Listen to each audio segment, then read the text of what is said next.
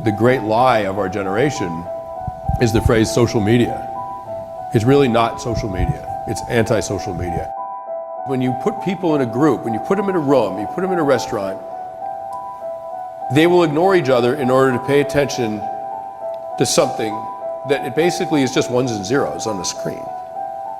Like if you saw 10 people, 10 friends, people who actually like each other, standing around all reading their own book, you would think these people need to be institutionalized, like there's something seriously wrong with them, right? That is not human behavior, that is not social behavior, and I think it's really costing young people psychologically. That overdose of internet usage may cause depression and exactly the opposite of what it's meant to do in the first place, the feeling of isolation. The inventors, creators, and it's me, it's Mark, it's Kevin Systerman, Instagram, it's all of these people, understood this consciously, and we did it anyway. We have no privacy. We have no peace. We have no off switch. You can't get away from it.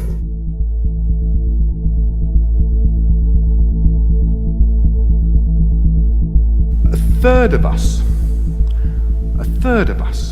use our smartphones with our friends and our family whilst eating. 50% of us wander along the streets looking down at our smartphone. 11% of us say that we actually cross the road with our smartphone looking down at it. A third of us will wake up and within 5 minutes reach for our smartphone. What you will see is an increase in suicide, an increase in depression, an increase in diabetes, cancer, and all of these other things, because what's happening is we're feeling more and more lonely, and we're relying on technology to help fill that void. The problem is that's what's causing it, just like the alcohol. I feel depressed, I have a drink, but now I'm even more depressed, I have another drink. It's exactly the same thing. And so what you will see is increases in suicide and mass murder, because the thing that produces mass murder and suicide is the same thing. You no longer feel like anybody cares about you, and you literally become antisocial. Okay, Facebook doesn't have nicotine in it, but study after study has argued it can make us depressed. One of Facebook's first employees says he feels guilty about the platform he helped build.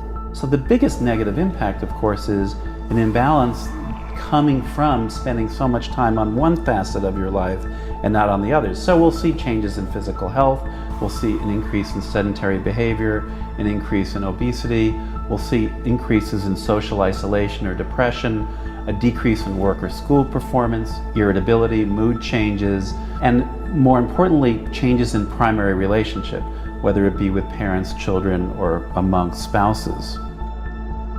Today we live in a world now where it is easy to confuse truth and popularity. And you can use money to amplify whatever you believe and get people to believe that what is popular is now truthful and what is not popular may not be truthful. When people look back on their lives and they wonder what their lives have been like at the end of their lives, you look at the last things they say, they are talking about those moments that happened in that white personal space. So it's sacred, it's important to us. Now what I'm going to do is show you how much of that space is taken up by screens across time. In 2007, this much. That was the year that Apple introduced the first iPhone. 8 years later, this much. Now, this much. That's how much time we spend of that free time in front of our screens. This yellow area, this thin sliver, is where the magic happens. That's where your humanity lives. And right now, it's in a very small box. Before cell phones were introduced, who would have ever believed if you told them that you were going to get to a point in human history where it is totally common to see people staring at electronic screens while they're all sitting together at a dinner table. They're just staring at this electronic screen, and that screen is compelling. You know it, I know it. This thing is becoming a part of your life in a weird way that nobody anticipated.